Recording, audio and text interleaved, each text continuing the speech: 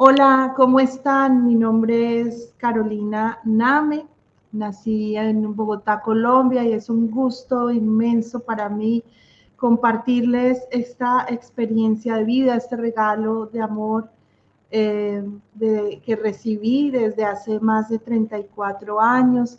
Y bueno, es de verdad un don muy grande que el Señor nos regala a Misión Madre de la Divina Gracia, el poder compartir con ustedes un poquito de nuestra historia, un poquito de este caminar que hemos llevado al lado de la Santísima Virgen María. Bueno, yo soy Carolina Name, nací, como les conté, en Bogotá, Colombia, en el año 1974. Nací en una familia católica, una mamá practicante, una mamá muy entregada a las cosas de Dios, a la iglesia, porque desde muy pequeñita ella recibió esa formación. También un papá que creció también en la fe, gracias a la fe de sus padres. Y bueno, pues esto que yo vengo a contarles en este momento es una historia de amor, realmente es una historia de amor que simplemente quiero compartir con ustedes para que conozcan lo que Dios puede hacer a través de su infinita misericordia en una familia como la tuya, en una familia, en una persona como tú, así como soy yo, por un hijo que Él quiere rescatar. Bueno, Héctor Name, Clarita Bayona de Name son mis padres. Él nació en una ciudad en el norte de Colombia, en la costa atlántica, y mi mamá en el departamento de Santander. Los abuelos de mi padre llegaron desde el Líbano hace mucho tiempo, eh, tratando de encontrar un mejor lugar para vivir. Estoy hablando del Líbano, de Medio Oriente, sirio-libaneses, venían de Tanurín y se ubicaron como muchos libaneses y sirio-libaneses en la parte norte de nuestro país, en Colombia. Ellos no llegaron, como muchas veces todo el mundo cree, solo con intenciones comerciales. Ellos llegaron también defendiendo su fe católica en un momento álgido, en un momento en el que la fe era perseguida, la fe católica, y así llegaron encontrando un lugar tranquilo y apacible para vivir y para trabajar. De esos orígenes nace mi padre Héctor, que nace en Sincelejo. Luego, desde muy pequeño, se va a la ciudad de Barranquilla y desde allí empieza una historia de amor de la que yo, por gracia de Dios, hago parte.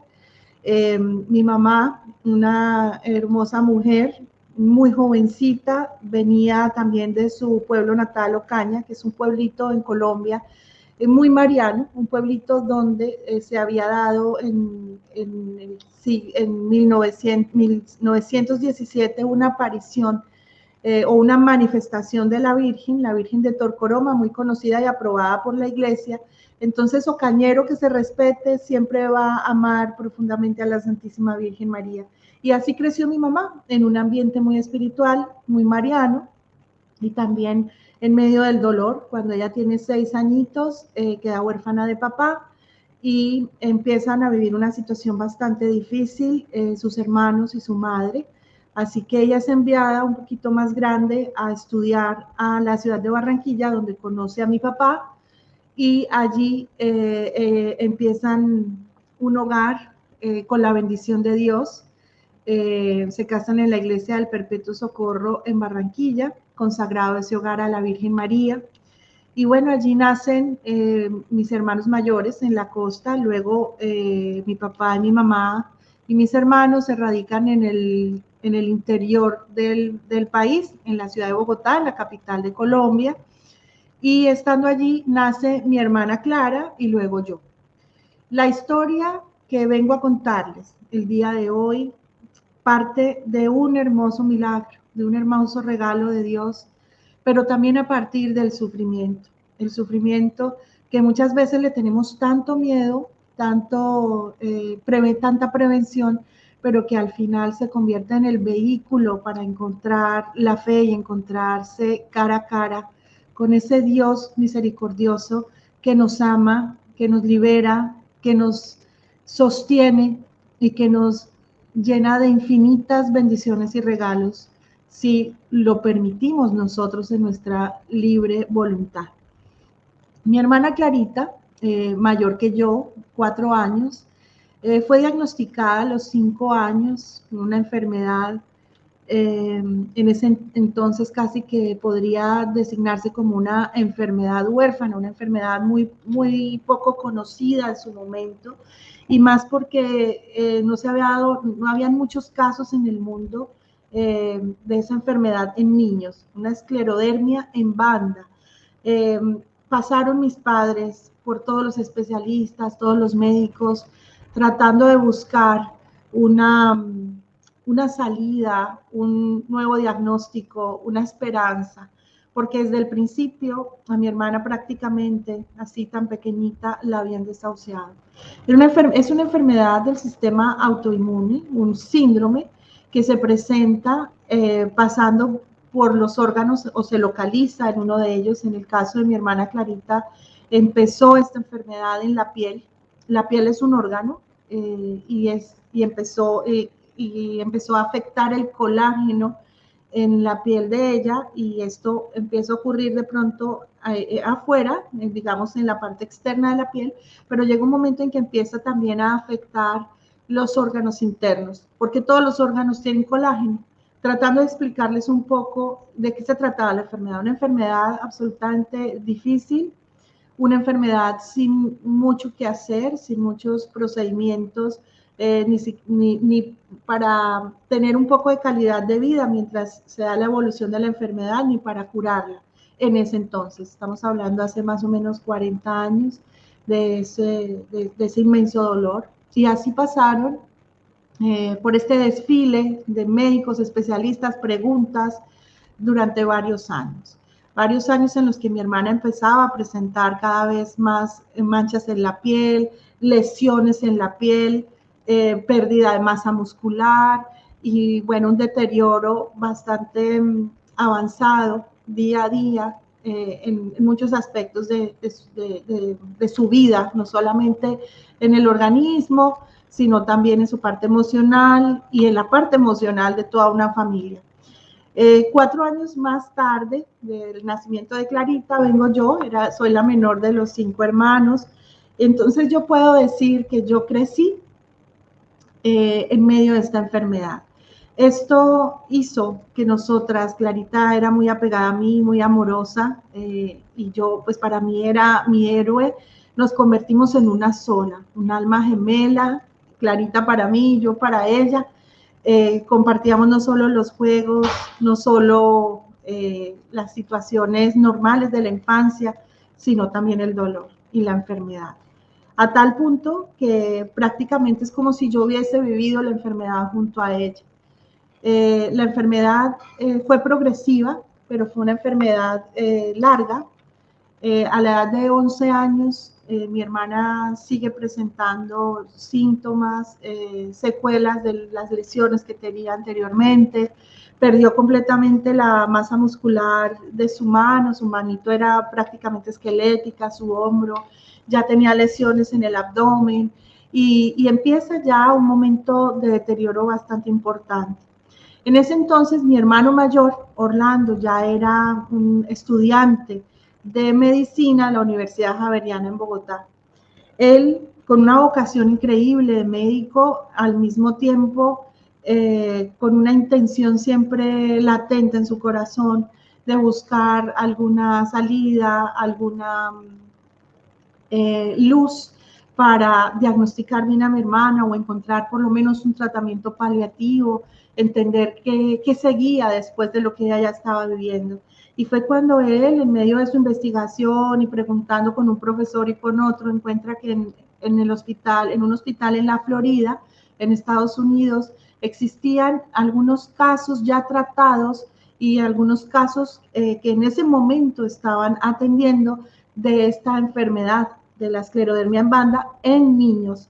Así que él pues le comenta esto a mis padres que tenían un hombre y una mujer muy trabajadores, teníamos una vida cómoda, sin embargo, pues no teníamos la capacidad para sostener un tratamiento, un diagnóstico sin un seguro médico en los Estados Unidos.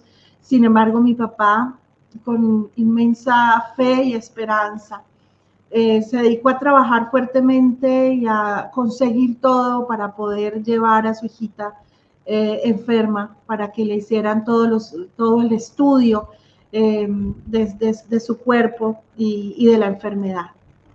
Mientras eso ocurría, hay una parte muy bonita que yo quiero contarles, y es que mi mamá, en medio de su dolor, siempre se mostró como una mujer fuerte, como una mujer valiente, como una mujer que sabía que Dios y la Virgen la escuchaban en sus oraciones.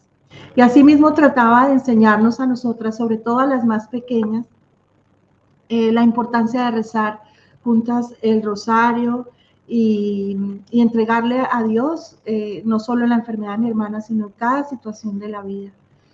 Mi mamá nos sentaba desde muy pequeñitas en el altar que tenía en el segundo piso de la casa a rezar el rosario, con todos los santicos que ella tenía ahí, sus novenas, su Virgen de Torcoroma. Y mi hermana Clarita contaba que ella recuerda de una forma muy, muy latente en su corazón, como ella mientras dormía y de pronto se despertaba y encontraba a mi mamá ahí en la esquina de su cama sentada, rezándole a Dios y a la Virgen con lágrimas en los ojos, entregando su pequeñita a la divina voluntad de Dios, a la voluntad de nuestro Señor y a la intercesión y el cuidado de la Virgen. Así tengo recuerdos, mis primeros recuerdos de vida, más o menos a los 5 o 6 años, de estar sentada en el segundo piso, rezando el rosario con unos frijolitos, mientras ella rezaba con su rosario y ponía a mi hermana también a rezar el rosario.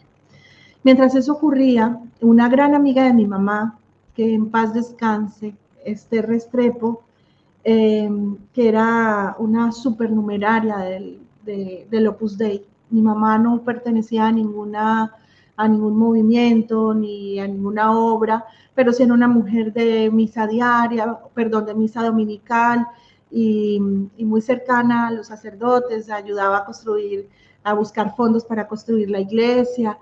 Y esta señora que conocía a mi mamá, pues en esa tarea pues de la parroquia, un día la llama y le dice: Clarita, yo quisiera pedirte que vengas a mi casa, que yo tengo un regalo para ti.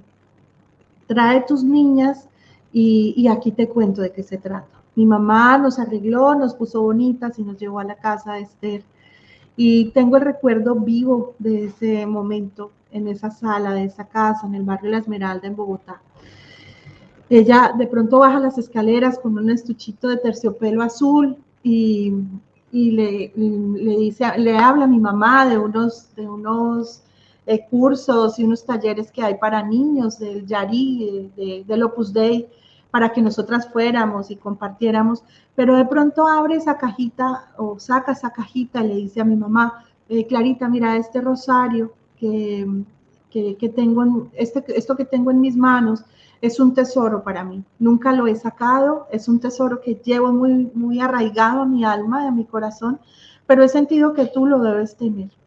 Cuando mi mamá abre la cajita, hay un rosario de murano negro, muy bonito, muy antiguo, un poco antiguo, y mi mamá lo recibe pues con inmenso cariño, como diciendo: me está regalando un rosario, me está prestando su rosario. Y entonces ella se queda mirándole y le dice: no es cualquier rosario.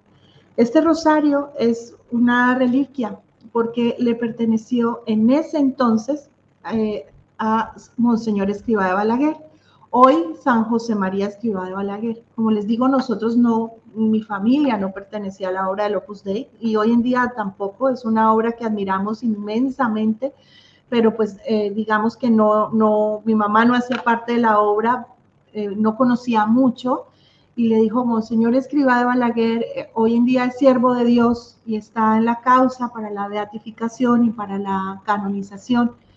Y le dice: este rosario yo lo recibí de alguien muy especial, de un sacerdote muy especial, y era el rosario con el que él rezaba todos los días el Santo Rosario.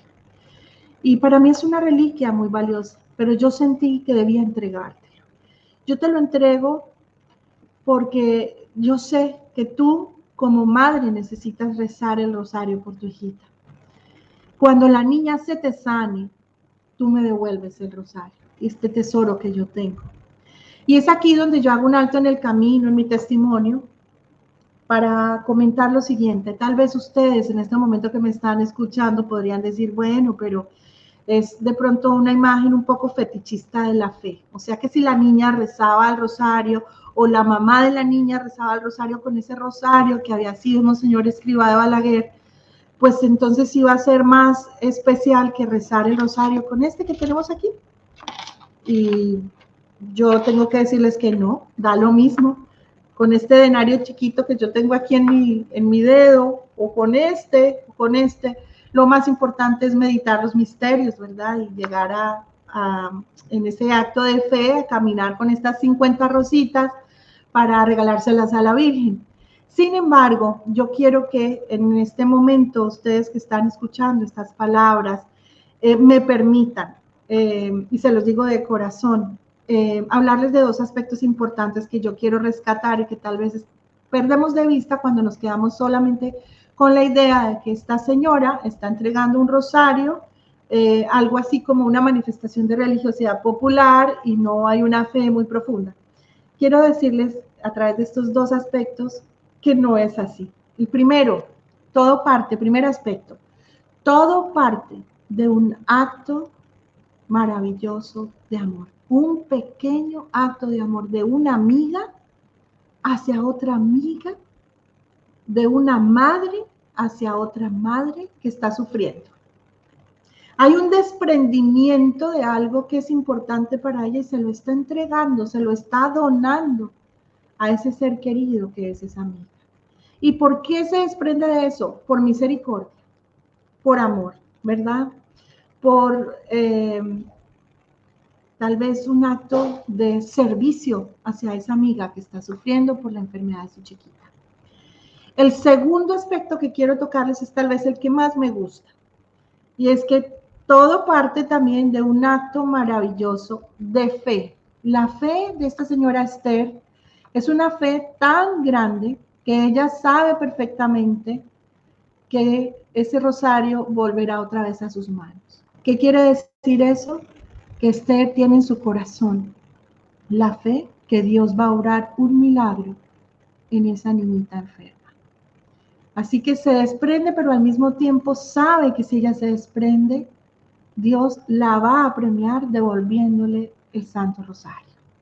Fíjense que todo es más profundo de lo que nosotros pensamos. Estamos hablando de los actos de amor y servicio al prójimo y estamos hablando de esa fe que puede mover montañas.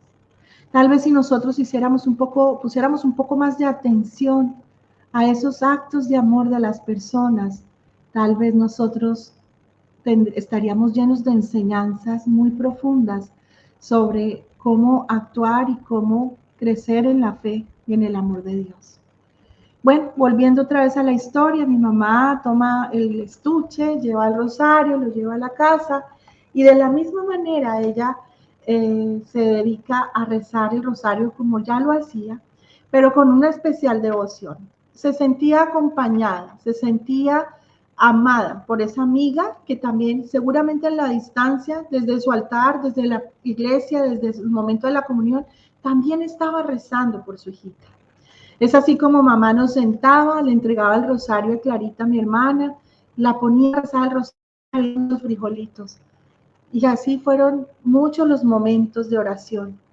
Tengo que confesar, ya hablándoles un poco más de mí, que yo desde ese entonces, siendo todavía una niña muy pequeña, era resbalosa con las cosas de Dios. Me daban un poco de pereza y era una niña pequeña. A tal punto que yo observaba si mi mamá cerraba los ojos mientras rezaba el rosario para poder escabullirme y bajarme por las escaleras y no terminar el rosario, que me parecía larguísimo. Pero lo hacía igual y con inmenso amor por mi hermanita. O me quedaba dormida o hacía lo que fuera por salir de ahí y no rezar el rosario. Pasaron varios días y ya se acercaba el momento en el que pues mi familia haría ese viaje al Hospital Jackson Memorial de Miami. Aquí doy crédito de todas las cosas para que ustedes puedan corroborar esa información que yo les estoy contando. Y allí iban a hacerle todo un estudio a mi hermana, con mucha dedicación y bueno, con todos los esfuerzos que también mis padres estaban haciendo. Viajamos, pero entonces mi mamá en su corazón tenía algo que no le había comentado a nadie. De unas semanas atrás, que es cuando ella empieza a rezar el rosario con este rosario de Monseñor Escrivá de Balaguer, ella empieza a notar que donde mi hermanita tenía la piel muerta, porque ya tenía las lesiones ahí, no sé, pues para poderles hacer una comparación, seguramente algún médico me puede estar escuchando o viendo en este momento, pero pues en términos muy humanos explico. Cuando ustedes ven una lesión de quemadura de tercer grado, saben que la piel se pone como lisa y como que pierde los poros de la piel, ¿sí? Como esos huequitos de la piel. Mi mamá empieza a notar que en esas lesiones que ya estaban totalmente lisas, empieza a ver otra vez como esos poros en la piel. Mi mamá lo ve, siente también algún cambio en su hija. Las mamás conocemos perfectamente todo lo que ocurre con nuestros hijos hasta lo más chiquitito. Y así es como ella en su corazón sabe que algo está pasando con su hija. No lo entiende muy bien, pero algo está pasando. Hay también un aspecto bonito que quiero contarles y es que mi mamá había sembrado desde que éramos muy chiquitas un rosal en el antejardín de la casa. Y mi mamá nos hacía cortar una rosita cada una para ponérsela en el altar de la Virgen del segundo piso. Mi hermana Clarita, como podía, porque ya tenía su mano un poco afectada y además pues lo hacía y yo también, era una niña muy pequeña, pues nos costaba meternos como entre la tierra, ir a cortar la rosa. Ella como podía, cortaba una rosita y se la ponía en el solitario del segundo piso, mi mamá, en el florerito. Muchas veces no era la rosa más bonita del jardín, porque estaba inalcanzable. Muchas veces no era el capullito más nuevo, sino de pronto ya la rosa que se estaba deshojando. Pero igual todas esas rositas eran puestas ahí en ese altar con un inmenso cariño a la Virgencita para alegrar su corazón. Y muchas veces veíamos que esa flor marchita o esa florecita que ya se estaba deshojando, que mi hermanita ponía, al otro día era una rosa hermosa. Era como una respuesta, una primera respuesta de gracias por esta rosa, yo no los dejo solos, yo estoy con ustedes y yo las he escuchado pequeñitas. Eso era lo que nosotras sentíamos con lo que pasaba con esas rositas. Eran pequeños actos, pequeñas manifestaciones que no necesariamente tienen que ser las manifestaciones gigantes, sobrenaturales, pero que te hacen sentir el amor de Dios y el amor de una mamá que está ahí para escucharte, para acompañarte, para interceder por ti, para tomarte de la mano y que tú puedas ir a ese lugar seguro que es Jesús. Bueno, empiezan los exámenes en los Estados Unidos. Tengo un recuerdo que siempre lo cuento en mi testimonio, porque vale la pena siempre rescatar esas sensaciones, esa parte emocional que se vive en un momento tan difícil como el que estábamos viviendo. Nosotras fuimos un poco engañadas a este viaje, pensando que íbamos a unas vacaciones simplemente a conocer los parques que siempre habíamos querido conocer y bueno, era un viaje de ensueño para nosotras, pero realmente íbamos inicialmente, era a acompañar a mi hermana a este examen diagnóstico. Cuando Clarita, como al segundo o tercer día de haber llegado a Miami, descubre por una conversación telefónica que tiene mi hermano, ella lo cuenta de una manera que a mí vuelve y se me revive lo que sentí siendo apenas una niña de 6 años. Ella oye cuando están hablando por teléfono mi hermano y está hablando con el hospital y están hablando de la hora en la que mi hermana va a ser llevada a la clínica al otro día, al hospital al otro día. Y Clarita tiene una reacción fuerte, ella siente que la han engañado, ella siente que la han llevado a Estados Unidos a morir. Ella sabía en el fondo de su corazón que su enfermedad era grave. Ella sentía que ella no iba a volver a casa, no iba a volver a Colombia. Ella sentía que la iban a llevar allí a vivir quién sabe cuántos dolores más fuera de los que ya había vivido con tantos médicos y tantos exámenes diagnósticos. Entonces tengo el recuerdo de estar como detrás de una puerta de esa casa, de ese apartamento en Estados Unidos, llorando, pensando en que esa hermanita, que era mi mejor amiga, estaba sufriendo y que yo, aunque tenía apenas 6 años, también tenía claro que ella en algún momento se convertiría en ángel, que ella estaba tan enfermita que yo no sabía si un día el cielo o lo que fuera, porque no entendía muy bien nada, me la iba a quitar. Y sentí ese mismo dolor que tal vez sintió ella, ese mismo miedo humano, ese miedo de infancia. Pero bueno, gracias a Dios, ella permitió que la internaran, le hicieron todos los exámenes, la llevaban y la traían, y le hacían biopsias, y le hacían exámenes uno y otro. Y bueno, mientras ese examen salía, digamos, ese diagnóstico salía, nos llevaron a pasear por la Florida esos 8 días. Y aunque a mis hermanos mayores y a papá y a mamá se les notaba la angustia de lo que se estaba viviendo, nosotros lo disfrutamos muchísimo. Estábamos como siempre, ella y yo, en un solo corazón disfrutando cada momento, cada espacio que Dios nos estaba regalando para compartir esas vacaciones. Cuando volvimos otra vez a Miami, ya los médicos iban a hacerle, digamos, esa reunión explicativa del diagnóstico y del posible tratamiento o el no posible tratamiento que mi hermana podría tener. Ocurrió algo que no esperábamos. Mi mamá inicialmente no quería entrar a esa reunión, ella quería que entrara mi hermano y mis papás. Ella en ese sentimiento de madre quiso pues como cuidar a su hija, tenerla aquí lejos de esa situación, y nos sentamos las tres afuera del hospital en una barandita al frente a un restaurante, y recuerdo perfectamente que estábamos allí cuando vemos a mi hermano salir y dice: mamá, ustedes tienen que entrar y oír esto.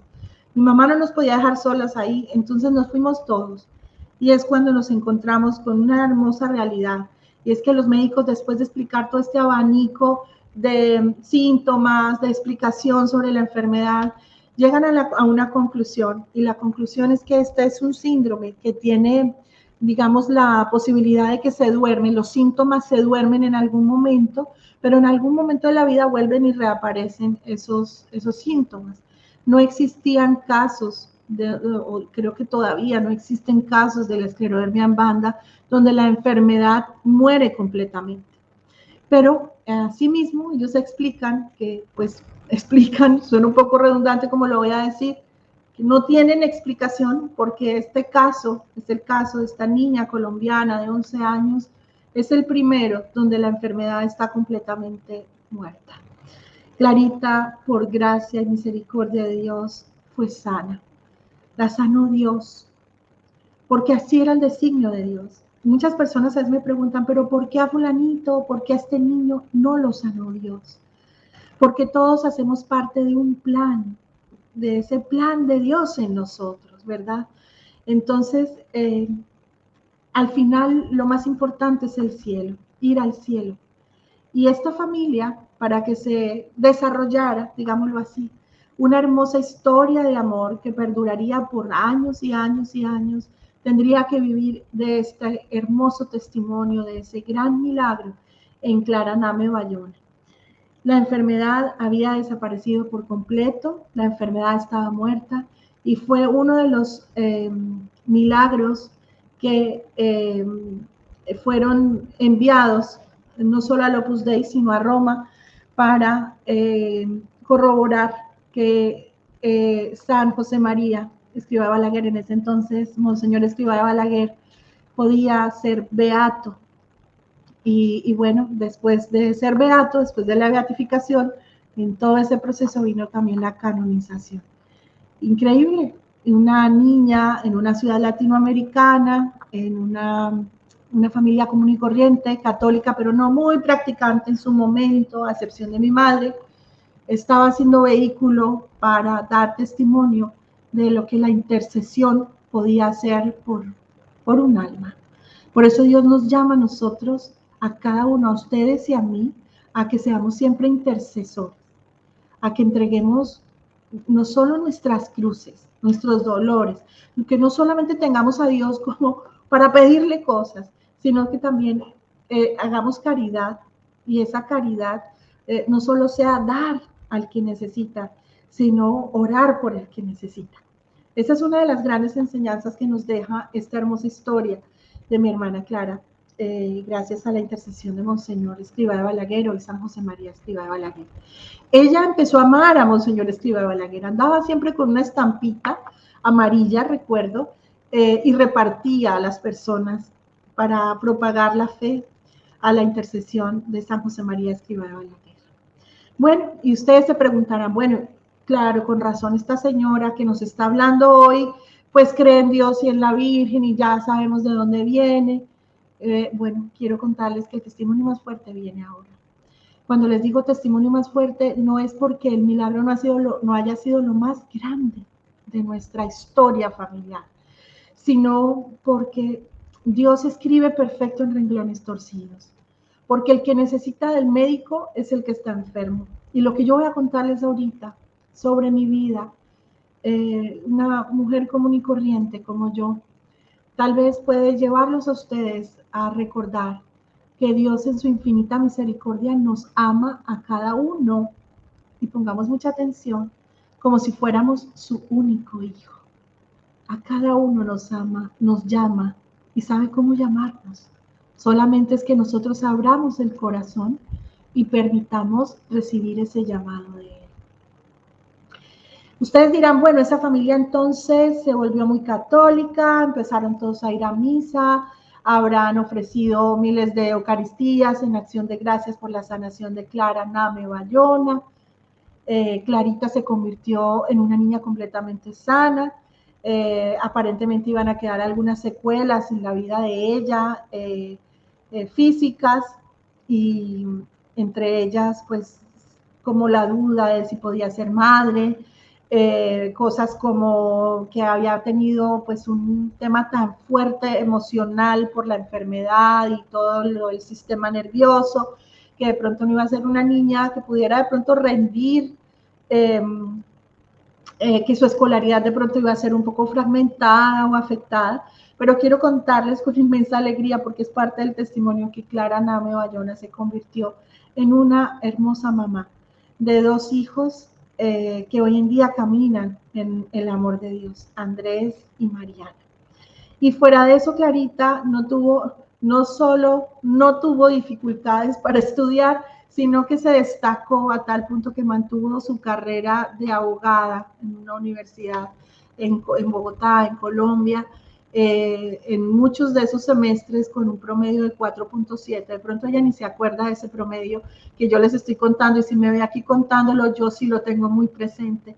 Mi hermana siempre ha sido un referente en mi vida para admirar a alguien que después de vivir en la niñez, ustedes saben que los traumas más grandes están en la niñez y quedan y perduran si no se trabajan y si no entregamos eso al amor de Dios para que lo sane.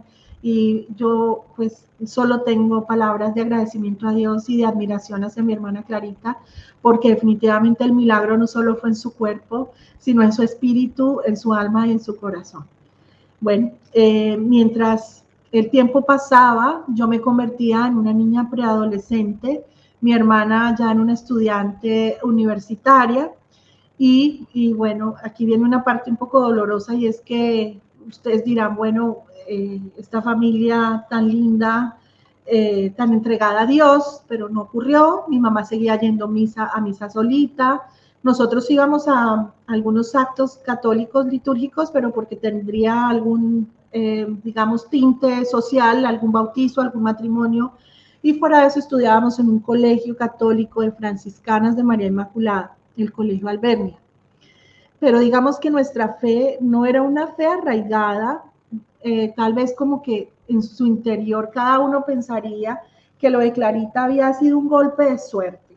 Entre tantos millones de personas que pueden sufrir una enfermedad como esta, Clarita tuvo la suerte de que la enfermedad desapareciera en ella. Muy triste, no atribuírselo al que todo lo da, al que da la vida y al que todo lo da, y al que todo puede hacer y al que todo puede transformar, que es nuestro Dios. Bueno, llega el momento en el que ella sí, muy juiciosa en su colegio, mis hermanas mayores también fueron destacadas en la parte académica, comportamental, siempre estaban, digamos, hacían parte de las niñas que en el colegio Albernia eran de mostrar, pero había una, la más pequeñita, que era bastante elevada, como decíamos en ese entonces, con problemas serios de inatención, eh, indisciplinadita bastante, como diríamos en otra época, una cabrita por ahí, muy dicharachera, amiga de todos, menos de hacer las tareas, mala para matemáticas en su momento, y también me costó mucho aprender a leer y escribir bien, y bueno, tenía dislexia, bueno, tenía varias dificultades escolares, pero sobre todo en la disciplina.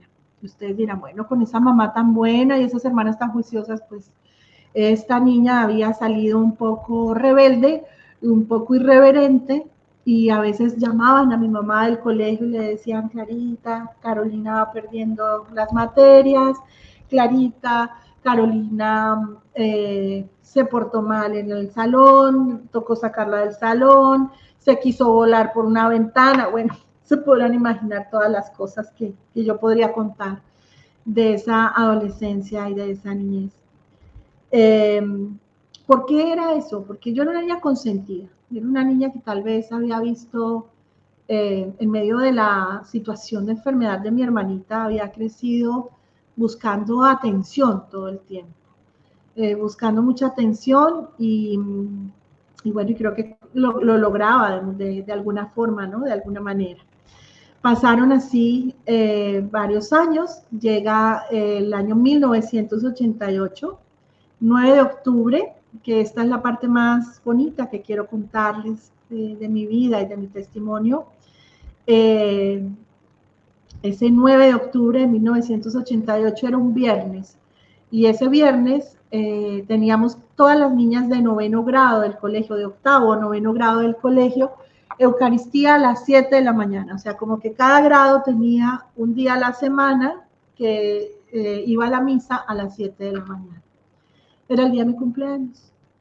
Tenía mi grupo de amigas, un grupo de amigas a las que habíamos apellidado las LPL. Ahí habían niñas muy inteligentes, muy aplicadas, pero todas teníamos un común denominador y éramos niñas un poco, nos gustaba la fiesta, nos gustaba ir adelante de las demás, ir adelante de la edad que teníamos, nos gustaban los amigos, hablábamos todo el tiempo de música, bueno, éramos un poquito adelantaditas, por no decir otra palabra. Y esas mis grandes amigas del alma y del corazón iban a estar esa noche en la primera fiesta que me iban a dejar, me permitían papá y mamá hacer de noche, aquellas fiestas que yo añoraba de mis hermanos, que eran fiestas muy sanas, donde se prendía una chimenea, se ahumaban marshmallows y se bailaba y se tomaba algo hasta sin licor o un coctelito suave, y ya, nosotros apenas teníamos 14 años. Ese día yo cumplía 14 años, así que se podrán imaginar que no era una fiesta ni con licor ni nada de esas cosas, era una reunioncita que mi mamá me había permitido hacer. Y estas amigas, más otros amiguitos que yo iba a invitar y que había convidado desde antes, iban esa noche. Entonces yo ese día estaba emocionada, estaba con ansiedad. Y en el momento de la Eucaristía del colegio, nosotros teníamos perfectamente claro, y esto lo cuento en todos mis testimonios, y me cuesta un montón, créanme que me cuesta muchísimo. Mi primer director espiritual, padre Roberto Cabrera, siempre me decía, no dejes de contar eso, hija, porque es que esa es la parte más importante. Y es la más importante porque es cuando nosotros desnudamos ante el mundo, ante quienes estamos contando el testimonio, nuestra humanidad. Y cuesta y da un poco de vergüenza, pero después vemos cómo Dios se encarga de transformarnos. Entonces, créanme que volver a contar esta parte me sigue costando mucho, pero con mucho cariño se las voy a contar. Llegamos a la iglesia, nosotros teníamos perfectamente claro el lugar donde ni el padre Anaya, que era el capellán del colegio, ni las monjitas, ni las hermanas veían, nos alcanzaban a ver. Nosotras nos escondíamos ahí detrás del coro, algunas de nosotras cantábamos y con la guitarra, y nos hacíamos ahí como detrás del coro, las guitarras tapaban un poco donde nosotras estábamos, y allí nosotros los viernes en la hora de la misa nos copiábamos las tareas, nos arreglábamos las uñas, hacíamos todo, lo que ustedes se imaginen, llenábamos el Facebook de ese entonces, que era un chismógrafo, donde hoja tras hoja íbamos llenando algunos aspectos importantes de la vida. Y bueno, pues creo que hacíamos de todo menos entender lo que pasaba allí en la misa. Nosotras nos habían repetido miles de veces en el colegio, como les digo, era un colegio confesional, nos hablaban de la transustanciación, nos hablaban del momento de la elevación, nos decían que nos teníamos que arrodillar en ese momento, pero a nosotras eso nos pasaba derecho, a algunas de nosotras, sobre todo a mí, porque me parecía como, bueno, lo que siempre se hace en misa y no más, y de ahí nos quedamos. Bueno, pasaron unos minutos y yo decido empezar a pintarme las uñas, hacerme las uñas en plena elevación. De pronto, en medio de este hacer, siento una mano aquí grande. Cuando yo me volteo, tengo a la hermana Beatriz Elena al frente mío, muy roja, estaba muy brava. La madre Beatriz Elena era la rectora del colegio y era una religiosa muy especial, que en paz descanse, pero era una religiosa bastante radical y bueno, le teníamos un poco de miedo. De pronto me dijo, se sale inmediatamente, me agarró por el brazo y me sacó de la misa. Y me paró frente a una pared y me dijo, no puede ser que usted esté en este momento irrespetando de esta manera a nuestro Señor que está ahí, presente en la hostia.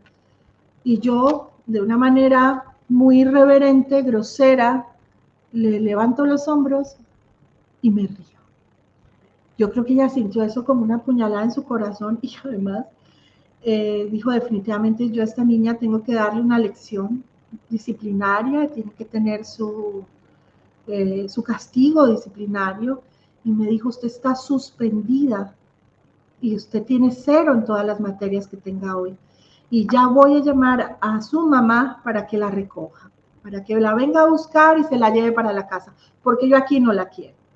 Y me hace el favor y respeta a Jesús que está ahí esperando por usted. Yo dije, no, se me dañó la fiesta. Era el día de la fiesta y era el día de mi cumpleaños. Eso era lo único que me importaba. De pronto, ella se acerca y me dice, ya llamé a su mamá y ya vienen por usted. Pero realmente no venían por mí. Mi mamá en la llamada telefónica le había dicho, madre, yo estoy muy apenada, no sé qué hacer con esta niña, ayúdeme a rezar por ella, es tan chiquita y tiene unos alcances que yo no sé qué hacer, pídale a Jesús y a la Virgen por ella, rece conmigo y madre, pues castíguela, pero yo necesito pedirle un favor muy especial y es que no la suspenda, madre. Como todas las madres, yo hago este paréntesis aquí como siempre, como todas las mamás, mi mamá intercede por esa hija, por ese hijo perdido, ¿verdad? Y mi mamá intercede porque sabe que se me va a causar un dolor muy grande porque era mi cumpleaños. Sin embargo, accede a que la hermana me monte un castigo. Al principio ella se resiste y le dice, no puedo desautorizar, usted no me puede desautorizar y yo ya la suspendí, yo no puedo echarme para atrás, yo necesito que usted venga por ella. Mi mamá le insiste, al final la madre Beatriz Elena le dice, bueno, está bien, la voy a dejar en el colegio, pero cuando terminen las clases se va a quedar ella 2 horas más de clase llenando unas planas. Aquí en mi país, planas eran unas frases que hacíamos repetitivamente en un cuaderno y estas frases eran no debo burlarme de la Santa Misa, no debo arreglarme las uñas en la misa, debo respetar a Jesús de Eucaristía, debo ser obediente en el colegio. Y efectivamente me dejaron toda la tarde haciendo planas, y aquellas amigas que se iban a ir en mi ruta del colegio, mi ruta escolar, conmigo para preparar todo para la fiesta de la noche, pues también les tocó quedarse a hacer planas conmigo. Nos quedamos haciendo planas, y de pronto mi mamá, mientras yo estaba en ese hacer en el colegio, recibe una llamada de la madre Beatriz Elena otra vez. Y le dice: Clarita, aquí hablando con la madre Orlando, me hizo acordar, nosotros tenemos una imagen de la Virgen hermosa que llegó de Alemania. Es de una aparición que se dio en Italia hace pocos años. Es una aparición, se llama la Rosa Mística. Quiero contarles, hacerles aquí un pequeño paréntesis y una anotación, que esa fue la primera imagen de la Rosa Mística que llegó a mi país. Y había llegado precisamente al colegio Albernia, colegio de franciscanos de María Inmaculada, y nunca había peregrinado aún, pues no había empezado aún a peregrinar. Entonces la madre le dice: Clarita, nosotras hemos pensado que la Virgen peregrine a los hogares, en los hogares de las niñas que tienen problemas. ¿Por qué no, siendo hoy el cumpleaños de Carolina, vienes por la Virgen y tú y yo vamos a rezar el rosario estos 8 días y le vamos a pedir a la Rosa Mística que interceda para que tu hijita se empiece a compartir, a comportar bien? En ese momento mi mamá se pone feliz porque, como les conté al principio, su amor por la Virgen siempre fue infinito. Ella se fue calladita, le dijo a la madre que no me dijera nada, recogió la imagen y fue para casa, se fue a la casa a poner la imagen en un altarcito mientras yo llegaba del colegio después del castigo. Efectivamente llegué del colegio, me encontré con mi mamá y la persona que nos ayudaba en casa en la sala de la chimenea, precisamente en la salita donde íbamos a prender los marshmallows, la leña para hacer la fiesta. Y en ese momento veo yo a mi mamá ante una imagen que la ha puesto en la mesa de centro de la sala, pero no era una imagen pequeñita, no era una imagen de 50, 30 centímetros, era una imagen muy grande, casi que de iglesia, tal vez una de las más grandecitas que hay de la Rosa Mística. Y cuando yo entro, y esta es la parte, y se los digo con infinito dolor, que más me cuesta en mi testimonio, pero tal vez que quiero que quede más arraigada en el corazón de ustedes cuando lo oigan. En ese momento, yo lanzo una frase dolorosa y le digo a mi mamá, porque siento vergüenza con mis compañeras que están ahí. ¿Qué hace ese santo ahí? Mamá, no me hagas esto. Por favor, quita ese santo de acá. Para mí era un santo de yeso, una imagen religiosa que no se veía bien con la decoración de la casa. Doloroso, muy doloroso. Mi mamá se voltea, me mira a los ojos y me dice: ¿qué dices? La Virgencita vino a celebrarte tu cumpleaños, vino a visitarte a ti.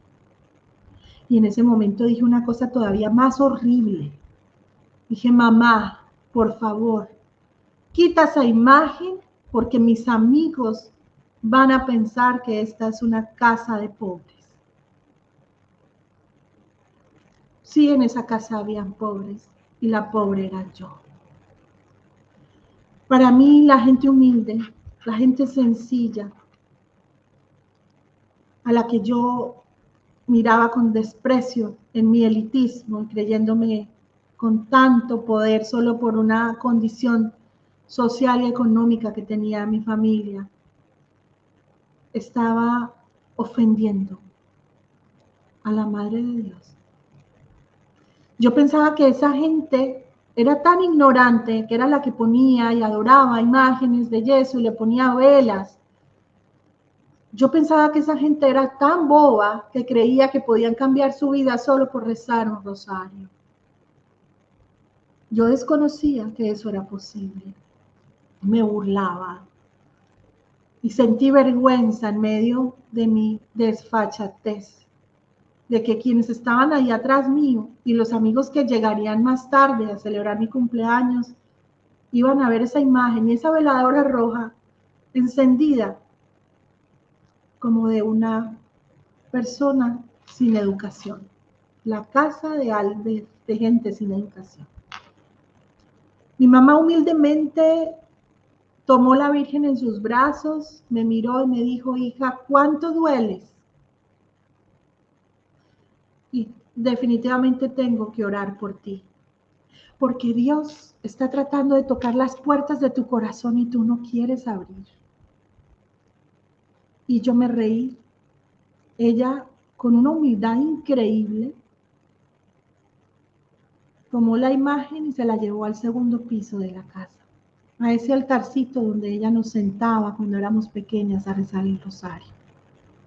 Y como escribió alguna vez alguien sobre mi testimonio, tal vez esa madre, Clarita Bayona de Nami, por quien estoy aquí sentada hablando con ustedes, por su fe y su oración, tuvo una conversación con esa amiga visitante, mientras yo abajo estaba tan ocupada organizando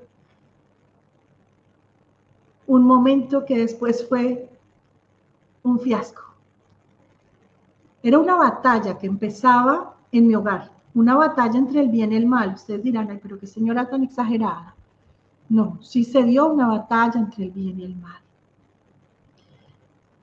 Yo espero los amigos, empiezan a llegar y ocurre algo bien complejo. Y esta parte, pues tengo que confesarla y no puedo saltármela. Esa niña, esa adolescente, con ánimo para todo, menos de estudiar o de entregarme a Dios, esa niña que siempre veían alegre, sonriente, buscando fiesta, buscando baile, buscando maquillaje, era o sea, mostraba su rebeldía porque traía en el corazón grandes heridas. Y ahorita vamos a hablar de eso. Vamos a hablar de quienes sufren depresión, soledad, desasosiego, ansiedad, porque a veces esas personas son tan incomprendidas, tan maltratadas por sus familias y por ellas mismas, que su sufrimiento es infinito.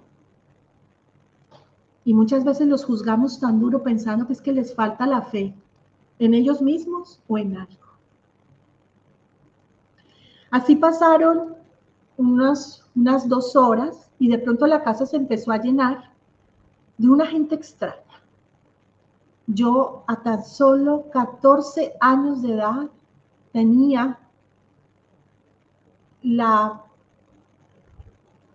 el comportamiento de una niña mayor y fuera de eso de una niña no disciplinada mayor.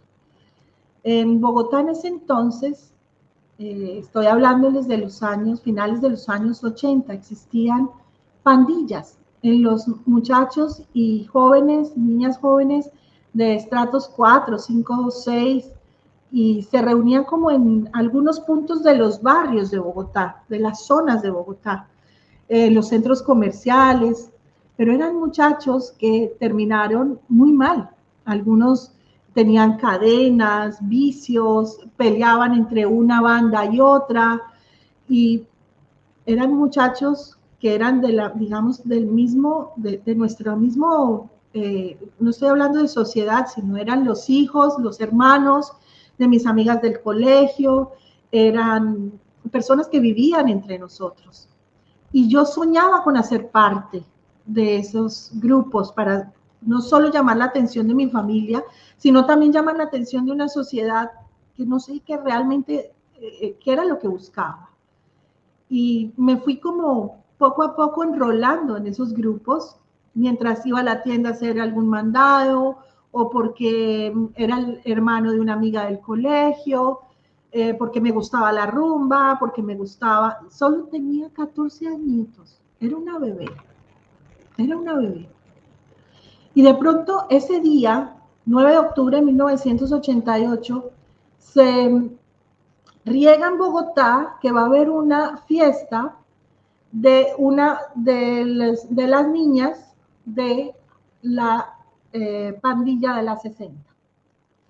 Eso hizo que otros muchachos ya mayores, 25, 30 años, quisieran ir a armar, como decían en ese entonces, tropel, pelea al otro bando. Y terminan todos en mi casa, adentro de mi casa. Por eso les hablaba yo de una batalla campal que había entre el bien y el mal ahí. Porque empezaron de pronto a pelear dentro de la casa. Esto era una nube de humo de todo lo que se fumaban dentro de la casa. Cuando esta era una casa de una familia respetable, de una familia tranquila, con unos jóvenes que eran mis hermanos mayores, muy juiciosos, muy estudiosos, y de pronto terminó la policía sacando a estas personas de la casa. Yo misma me asusté terriblemente, y se podrán ustedes imaginar tamaño regaño el que yo recibí y el castigo que yo recibí. A eso le sucedieron otras cosas que hicieron que papá y mamá nos empezaran, a Clarita, mi hermana y a mí, aunque mi hermana era muy juiciosa, pero yo la llevaba, alejarnos pues de esos amigos del barrio. Luego de este momento tan desafortunado, les cuento que la Virgencita que llegó a la casa por 8 días y que mi mamá tenía en el altar del segundo piso, no se quedó 8 días. Mi mamá llamaba a la madre Beatriz Elena y le decía, madre, ¿cuándo viene por la Virgen? ¿O a dónde se la llevo? ¿A qué casa se la llevo? ¿O se la devuelvo al colegio? Y la madre le decía, Clarita, no, todavía no. Tenla otro tiempo, sigamos rezando por Carolina, sigamos rezando por las intenciones de tu familia, de tu hogar. Pues en ese entonces había muchas intenciones en mi familia. La Virgencita, la Madre Hermosa, se quedó en la casa. Pero se quedó y solamente veíamos a mamá sentada rezando el rosario allí. Nosotros mis hermanas mayores pasaban, la saludaban, le decían a mi mamá, mami, rézale a la Virgen por el examen que tengo. Mami, rézale a la Virgen para que me vaya bien en esto. Pero no había una dinámica de oración familiar frente a esta hermosa visita que teníamos en la casa.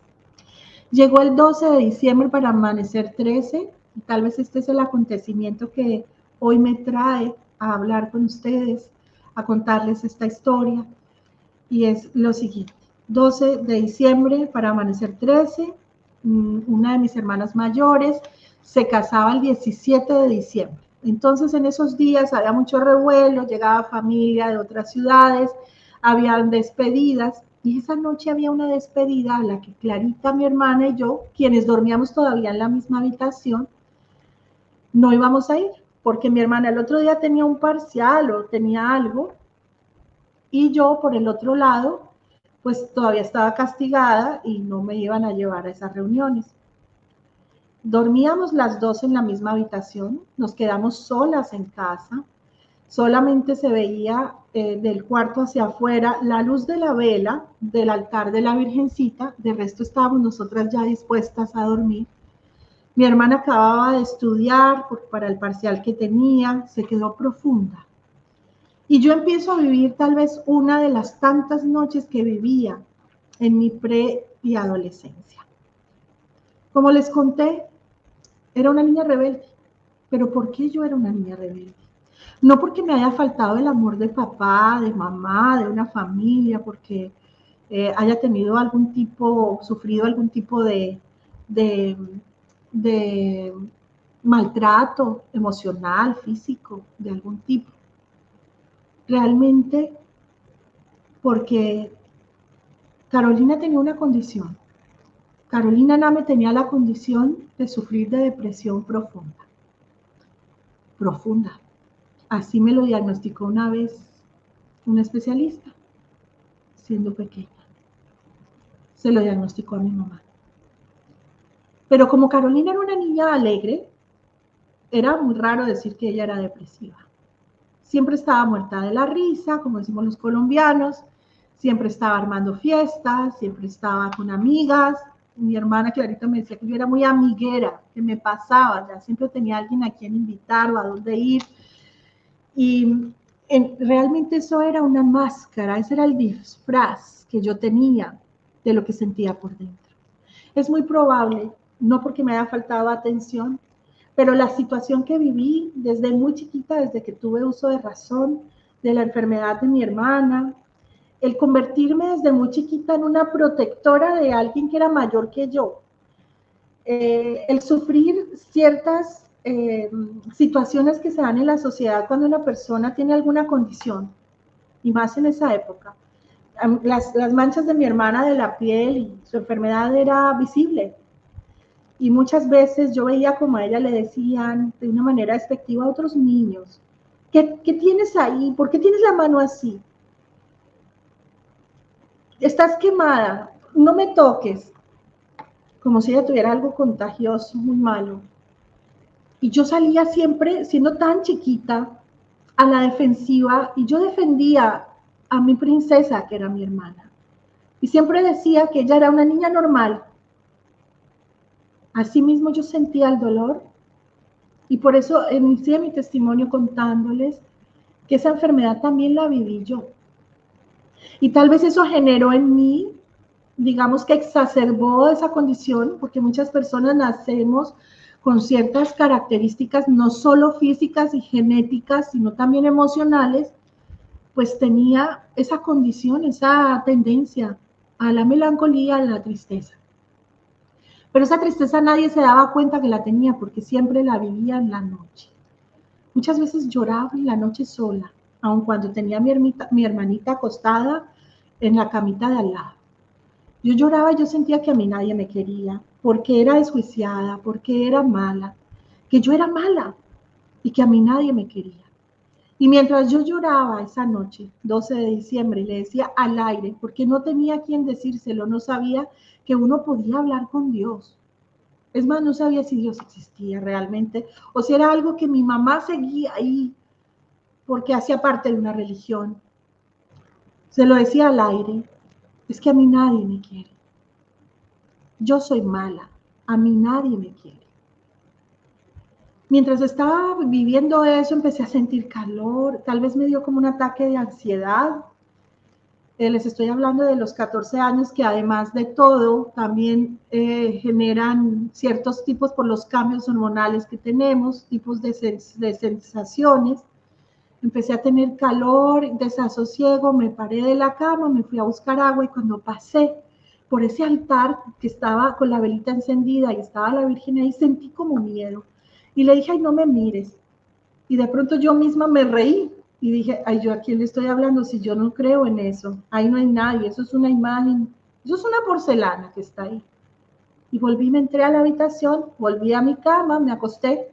Y en ese momento recuerdo perfectamente que el reloj de la sala de la casa, que eran aquellos relojes de péndulo que tenían nuestros padres y abuelos, que cuando cambiaban las horas contaban las campanadas, me di cuenta que eran las 12 de la noche. Era 12 para amanecer, 13 de diciembre. O sea, era el día, me imagino que aquí me están viendo muchas personas muy católicas y marianas, 12 de diciembre, día de Nuestra Señora de Guadalupe, a quien siempre llevo conmigo aquí. Y al mismo tiempo 13 de diciembre, que es el día de este gran regalo que yo he venido a contarles esta noche, en este momento. De pronto siento yo que hay alguien entre la sala y la puerta de la habitación. Yo sé que ahí hay alguien. Uno siente la presencia física de alguien. Y yo siento pavor, siento horror. Siento que alguien se metió a la casa y nos va a hacer daño. Aprovecho para poner un poquito en contexto que ese era el tiempo en Colombia, en un contexto histórico del narcotráfico, la sociedad civil, nosotros en las ciudades, en las urbes, sufríamos la amenaza de bombas, no era muy recurrente, pero cada vez que ocurría, pues era muy difícil. Y esa fue la época en la que, bueno, habían bombas en los centros comerciales, habían bombas en las iglesias, y vivíamos siempre como con una zozobra, aquellos niños y jóvenes de ese entonces. Yo sentí miedo, sentí que había alguien que quería hacernos daño y empiezo como puedo a llamar a mi hermana que está dormida en la cama de al lado. Le digo, tita, allá, se metió alguien a la casa, hay alguien ahí parado. Y yo decía, ¿quién está ahí? Pero no, nadie contestaba. De pronto yo, en medio de ese reflejo que tenemos cuando estamos asustados, me tapo los ojos con la manta de la cama y siento que una luz profunda, intensa, entra a la habitación. Tanto, ustedes dirán, pero si estabas tapada, con los ojos cerrados, ¿cómo viste la luz? Era tan fuerte que yo veía, como cuando uno tiene los ojos cerrados, te encienden la luz y tú ves como un color naranja, ¿verdad? Como que se ilumina todo hacia adentro. Y en ese momento yo siento que hay alguien que caminó. No oigo, siento. No, es muy difícil para mí explicarles bien. Siento que camina y se posa en medio, en el caminito de las dos camas, en medio de las dos camitas. Y en ese momento, todo lo que les estoy contando, pues son segundos. Yo me destapo, abro los ojos y cambió mi vida para siempre. Cambió mi vida para siempre no por ser privilegiada, no por ser especial. Cambió mi vida por ser hija de Dios, porque Dios se acordó de mí.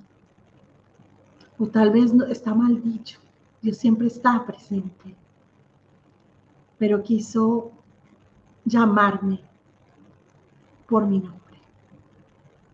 Y veo yo una hermosísima niña, una mujer jovencita, que me está mirando con una transparencia que no puedo describir de sus ojos, una blancura en su rostro, que tampoco puedo describir porque es que no es la blancura de la luz que entra e ilumina, sino esa luz que se irradia desde adentro. Con sus labiecitos finos, su cabello oscuro, vestida de una manera diferente a como cualquiera de ustedes se podría imaginar, con un vestido, digámoslo así, para que ustedes me puedan entender, de unas telas un poco burdas, como unos linos gruesos, amarrados, con un color como palo de rosa, algo de azul aquí en su torso y el cinto de la cintura, y me mira profundamente. Yo no sé qué pasa conmigo, yo solo sé que le veo. Y me mira y me dice, mi pequeñita, he venido a deciros que os amo. Mi pequeñita. ¿Pequeñita de quién? No porque me hubiera faltado el amor y la ternura de mi mamá, pero a mí nadie me había dicho mi pequeñita. Y me dice, he venido a deciros que os amo. Hacía 37 segundos, como digo yo había estado diciendo a mí, nadie me quiere. Pues ella vino a decirme, yo sí te amo. Yo te amo. Luego me dice, yo soy la madre de la divina gracia y he venido a deciros que os amo. Otra vez. He venido a pediros, hija, le digáis al mundo que Dios existe. Jesús, mi hijo, está muy ofendido por el pecado de la humanidad. Él es la plenitud de vida y vosotros debéis seguirlo. Yo no entiendo nada. Pero cuando ella dice Jesús, mi hijo, tal vez en mi conciencia me puedo percatar de que es la madre de Jesucristo. Esa niña joven es la madre de Jesucristo. De ese Jesucristo del que me hablaban tanto, pero que yo no conocía ni sentía. Y me dice algo que para ustedes va a ser extraño, ¿o no? Sufriréis mucho, hijita, por la incredulidad de mis pequeños, pero al final mi mano estará en vuestro hombro para consolaros, y recordad que al final mi corazón inmaculado triunfará. Créanme todos ustedes que yo no sabía que era ni la incredulidad, yo era una niña de 14 años, ni el triunfo del Inmaculado Corazón de María, ni eso de que Jesús es la plenitud de vida. Yo no entendía nada, pero palabra a palabra de esa hermosa niña joven se iba quedando grabada en mi corazón, a tal punto que ella, seguido de eso que me dijo sobre el sufrimiento, me dijo: mis palabras quedarán grabadas en lo más profundo de vuestro corazón, hasta la eternidad. Han pasado 34 años, ya pueden sacar la edad que tiene esta persona que tiene al frente. Luego me dice algo sobre mi país. Me dice: Colombia, por vuestra sangre derramada, para ninguno es oculto que Colombia en muchos momentos de su historia ha sufrido la violencia, el dolor. Y ella dice: por vuestra sangre derramada, por los corazones infieles, debéis consagraros a mi Inmaculado Corazón, y así hallaréis la paz. Colombia, seréis luz para el mundo. No lo entiendo. Yo tengo muchas cosas que contar y he visto este proceso de esa hermosa frase de que mi país, Colombia, está haciendo luz para el mundo y va a ser más luz para el mundo, así como Polonia. No estoy diciendo que Dios ame más una nación que otra. Solamente quiero que sepan que a través del dolor, como en los santos, como en la historia de los santos, de tantos santos mártires que han sufrido, y luego Dios se glorifica en ese sufrimiento. Asimismo Colombia, mi país amado, que sufre, será luz para el mundo. Porque además ha crecido en tentáculos de una manera y ha traspasado fronteras la fe de muchos colombianos, este tipo de manifestaciones y de regalos del cielo, así como ocurre en otras partes del mundo.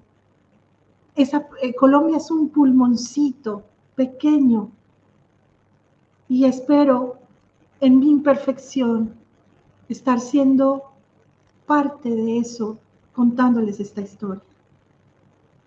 Luego ella me dice: mi pequeñita, decidle a mis jóvenes, deseo seáis los soldados de mi ejército en la tierra, pues una dura batalla se está obrando entre el bien y el mal por las almas.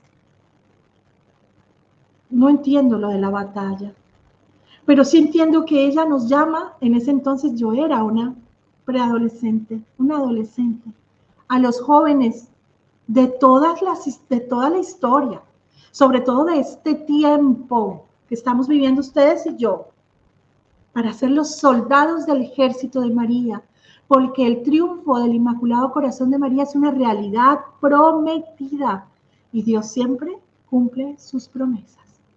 Aun cuando veamos la crisis que hay en la humanidad de valores, aun cuando veamos la falta de fe en tantos corazones, el cómo, así como lo dijo Sor Lucía, la familia está siendo víctima de tanto ataque satánico.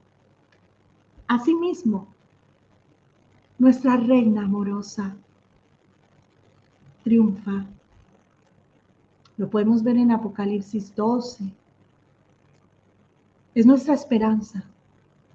Pero para que suceda es necesario que nuestra voluntad se doblegue. Y me perdonan que aquí me salga un poquito de la historia para decirles que todo este llamado de Mamá María es para que volvamos los ojos a ese Dios que nos ama, que nos quiere en el cielo. Él no es un Dios de bandos, Él es un Dios de amor a sus hijos. Y nos quiere a todos en el cielo. A todos. Y María es una mamá amorosa que nos quiere llevar de la mano al cielo. En ese momento ella dice, no juzguéis a mis hijos predilectos. Tampoco entiendo. ¿Quiénes son esos señores o esos niños? Hijos predilectos. Dice, obedecedles, pues en ellos está la gracia desde el momento de su ordenación. Orad por ellos, orad por ellos. Tanto que la Virgen nos invita a ofrecernos por las almas consagradas, porque en ellos está la gracia de perdonar los pecados. Es que a veces no entendemos esa gracia tan grande que tenemos a través del sacramento de la reconciliación y de la Eucaristía, esas manos humanas, pero consagradas, tocan a Jesús y nos dan la oportunidad, gracias a su sí, aún siendo muy humanos, de recibirlo.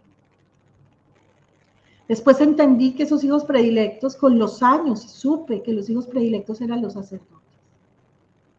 Hijita, sed obediente. Tampoco entendía ese sentido de la obediencia, ni a qué se debía ser obediente. Todos pensaríamos a los 10 mandamientos, pero no solo es a los 10 mandamientos. Los 10 mandamientos hay que cumplirlos, pero la obediencia es tal vez la manifestación más perfecta de la humildad. Hay cosas que nos cuestan obedecer, pero que nos hacen seres que crecemos en la virtud. Y el que crece en la virtud puede llegar a la santidad. Y los santos no son unos pocos que por ahí los vemos, ni es solo para Carlo Acutis, que está en ese proceso, ni es solo para Teresita, el niño Jesús. Es para ti, para mí el llamado. También estamos llamados a ser santos a pesar de nuestro pecado, a pesar de nuestra imperfección, a pesar de nuestros dolores y de nuestras fragilidades. Dios nos quiere transformar para hacer luz para los que vienen detrás. Bueno, me estoy extendiendo un poco, ya voy terminando, solamente quiero decirles que luego ella, una luz muy fuerte no me deja verla, como que me encandila los ojos, y otra vez vuelve la luz a apaciguarse. Y la veo con un bebecito en los brazos. Quiero de manera especial hacer otro paréntesis en este momento. Ustedes están oyendo una historia sobrenatural, pero yo quiero pedirles que más que centrarse en ese acto sobrenatural, en esa manifestación más bien sobrenatural, se queden con lo más profundo de esta historia. Y es el amor de Dios, es la misericordia de Dios. Un día, como dice la Escritura, se irán el don de lengua, se acabará todo, pero el amor permanecerá, ¿verdad? Y eso es lo que yo quiero que perdure con este testimonio de amor, que a veces por los poros se me sale, siento ganas de gritar ese amor de Dios, de Jesús, hacia un alma tan imperfecta, hacia una familia tan imperfecta, hacia una nación tan imperfecta, hacia una humanidad tan imperfecta. Así nos ama Dios, con infinita misericordia. Nos han mostrado un Dios castigador. Resulta que nosotros mismos somos los que nos castigamos. Las catástrofes naturales avanzan y avanzan porque el hombre no cuida, porque el hombre no se despierta, porque necesita de alguna manera tocar fondo para volver los ojos al que nos trajo realmente, al que nos hizo, a nuestro Padre amoroso. Bueno, ella me dice, mirad, hijita, deseo conozcáis a mi pequeño Jesús. Y en ese momento veo yo ese pequeñito bebé que todavía no fijaba la mirada ni se parecía al niño Jesús del pesebre o al niño Jesús que en mi ciudad y en mi país se venera, el niño Jesús del 20 de julio. Y en ese momento, ese niñito, ella lo acerca hacia mí. Y como cuento en todos los testimonios, no vayan a creer que me lo entregó, porque creo que no estaría aquí contándoles esta historia. Hubiera muerto ahí.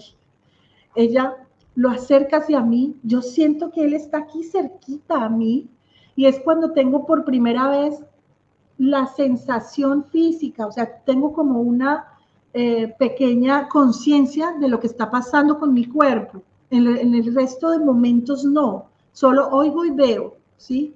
Y es cuando yo me doy cuenta que cuando ella lo acerca hacia mí, yo me veo de rodillas. Y también tengo la capacidad en este momento de preguntarme, ¿y yo a qué horas me arrodillé? ¿Yo por qué me arrodillé? Yo no me di cuenta cuando me arrodillé. Con los años, el padre Fernando Umaña, un sacerdote que ya está en el cielo, que ya partió y que fue de gran ayuda, un mariólogo impresionante en nuestro país, amorosísimo y además una persona, un papá espiritual muy especial. El padre Umaña me decía, hija, ¿sabes por qué no te diste cuenta? Porque tu conciencia estaba tan llena de suciedad, tu conciencia no, tu cabeza, pero tu naturaleza se doblegó ante la presencia de Dios. Mi naturaleza, mi cuerpo se doblegó ante la presencia de ese Jesús bebé que estaba al frente mío sin yo merecerlo.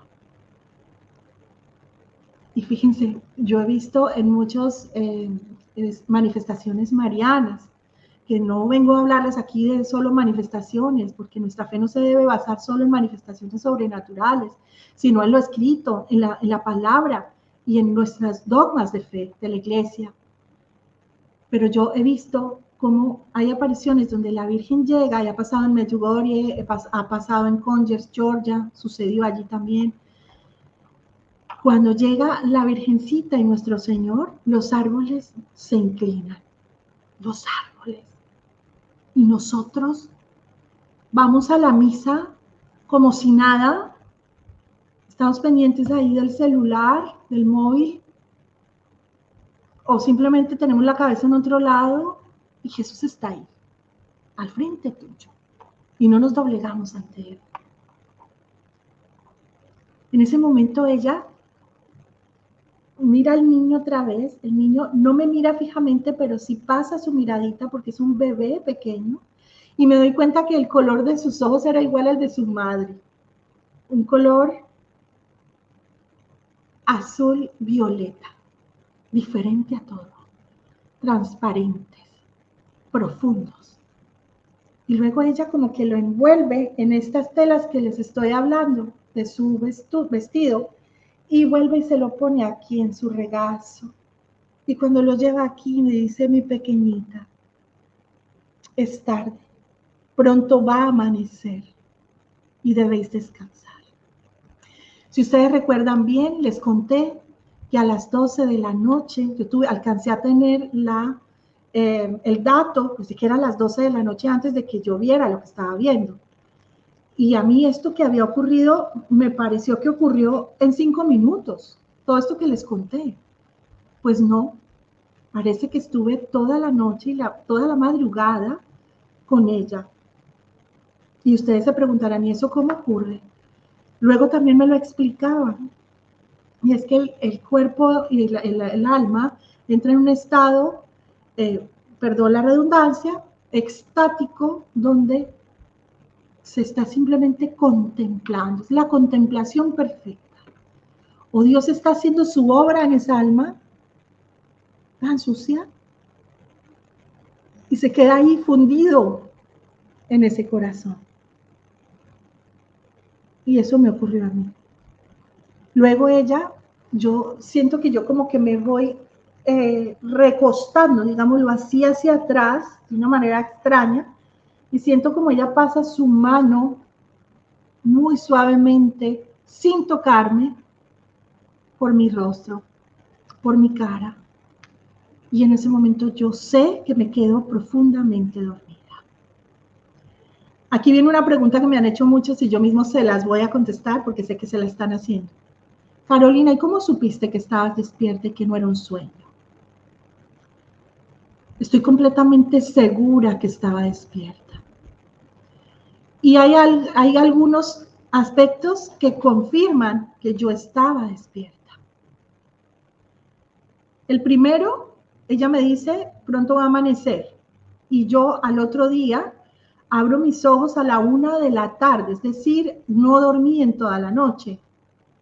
¿Sí? Mi cuerpo cansado hizo que yo durmiera hasta la 1 de la tarde del día 13. Otro aspecto es que uno realmente tiene la conciencia. seamos honestos, ustedes y yo, uno tiene la conciencia de cuando fue un sueño y cuando fue real. Eso es imposible uno confundirlo. Sin embargo, cuando yo me despierto esa tarde, ocurre lo siguiente: mi hermana ya se ha ido temprano, mi mamá siente un olor cuando llega de hacer mercado como a flores en la habitación, y ella lo contaba con una vehemencia porque ella decía, era ella, era el olor de rosas de la Virgen Santísima. Pero en ese momento ella se asusta porque yo, que era muy madrugadora, no me había despertado. Ella me zarandea un poco, yo abro los ojos y le digo, mamá, vino tu amiga la Virgen. Mi mamá me dice, ¿de qué estás hablando? ¿Tú qué te tomaste? Ella se asusta, pues ya les conté el antecedente de cómo era yo. Ella estaba un poco preocupada, gracias a Dios yo no consumía ninguna cosa rara ni por el estilo, pero sí era una niña que pues emitía algo de preocupación por su comportamiento en su momento. Entonces mi mamá me dice, ¿de qué estás hablando? Le digo, mamá, todo lo que les conté, se lo cuento muy rápido. Le hablo de los hijos predilectos, de Jesús, la plenitud de vida, de que Colombia debía consagrarse, de que era el que llamaba a los jóvenes a que fueran los soldados del ejército de ella. Y mi mamá entiende que realmente aquí hay una manifestación de Dios, porque no son mis palabras, no es el léxico de una niña de 14 años, y fuera de eso que es alejada de todas las cosas de Dios.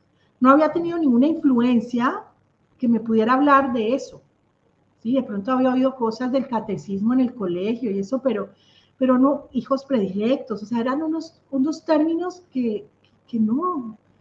Entonces mi mamá, en su negación humana, ahora que soy mamá lo entiendo perfectamente, dijo, no, hija, un momento, tú tuviste un lindo sueño. Y te lo repito, y te lo dije hace poco, es que Dios está tocando las puertas de tu corazón. Él quiere que tú vayas y te confieses, porque desde la primera comunión no te confiesas. Mi mamá lo toma así, sin embargo se queda pensando en cada palabra que yo le digo. Y en ese momento yo siento un dolor tan fuerte en mi corazón y recuerdo aquella palabra, mi pequeñita, sufriréis mucho por la incredulidad de mis pequeños, pero al final mi corazón inmaculado triunfará. Así es, queridos amigos, como vivo una experiencia, un regalo no merecido, gratuito, que me tiene aquí sentada frente a ustedes, que me ha llevado a algunos lugares inmerecidamente a contar esta historia y a decirle al mundo que Dios existe, que Él es la plenitud de vida y que nosotros debemos seguirlo. Que los sacramentos son nuestro alimento, que los sacerdotes necesitan sostenerse también de nosotros, los laicos, con nuestra oración, y que en ellos está la gracia desde el momento de su ordenación, y por eso imparten sobre nosotros los sacramentos. Que la Eucaristía es nuestro alimento, que sin confesión y sin estado de gracia no podemos. Y que a pesar de toda esta barbarie que vive la humanidad, en todos los niveles, políticos, económicos, ideológicos, bélicos, hay esperanza. Hay esperanza. Para terminar, solo quiero contarles que esta misión Madre de la Divina Gracia, de la Rosa de la Paz, esta virgencita campesina, jovencita que ustedes ven, está traspasando fronteras.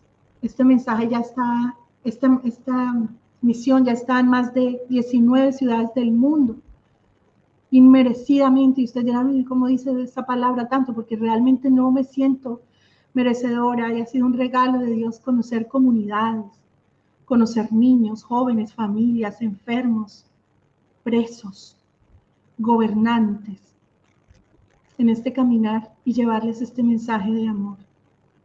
Así como Nuestra Señora lo dice en Medjugorje, yo estoy con ustedes y no los dejo solos. Así lo dice en esa ciudad de Colombia herida. Y hoy desde cualquier lugar de la tierra nos lo repite. Hijitos, no estáis solos. sobre todo a ustedes jóvenes, que sé que son los que mayor audiencia tienen de este canal. Perseveren, no tengan miedo, como nos lo ha dicho el Santo Padre, como nos lo dijo también San Juan Pablo II. Adelante como guerreros, hagamos lío, vamos. A los que somos más mayorcitos, aquí estamos también. A estos papás y mamás jóvenes, no teman llevar a sus hijos a la fe. No se dejen confundir con las ideologías que hablan de libertad, pero que solo esclavizan.